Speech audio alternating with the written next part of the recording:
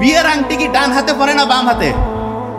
হ্যাঁ, যারা বিয়ে হয়নি তারা জানে না, কিন্তু যাদের হয়েছে কোন হাতে পরে বিয়ের আংটি? বাম হাতে।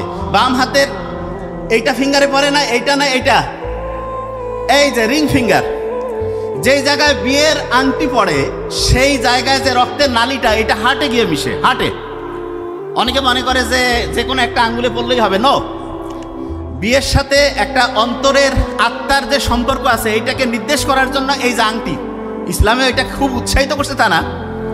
তা একটা বিয়েতে একটা ফিঙ্গারে আঙুলের মধ্যে হচ্ছে যে আমরা আংটি পড়ি, এবং সেই আংটিটার রাস্তাটা হার্টে গিয়ে মেশে। খুব ইন্টারেস্টিং জিনিস।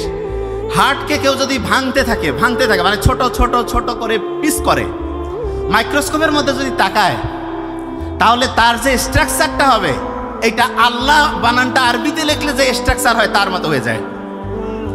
বুঝি নাই তো কি বলছি? বুঝতে পারছি? হার্ট যেখান থেকে পাম্প শুরু করে, এই যে হার্ট যে প্রতি মুহূর্তে বিট করতেছে, ধুক ধুক ধুক ধুক করতেছে, এটা কি কাউকে বলতে হচ্ছে? অটোমেটেড করতেছে না? তা যেই জায়গা থেকে এই বিট শুরু হয়, সেই জায়গাটা তুই মাইক্রোস্কোপের নিচে দেখে একদম কাঠামোটা মিলানোর চেষ্টা করি, দেখবো যে আল্লাহ বানানটা আরবিতে লিখলে যে স্ট্রাকচারটা হয় সেটার সাথে অনেকটা ম্যাচিং হয়ে যায়।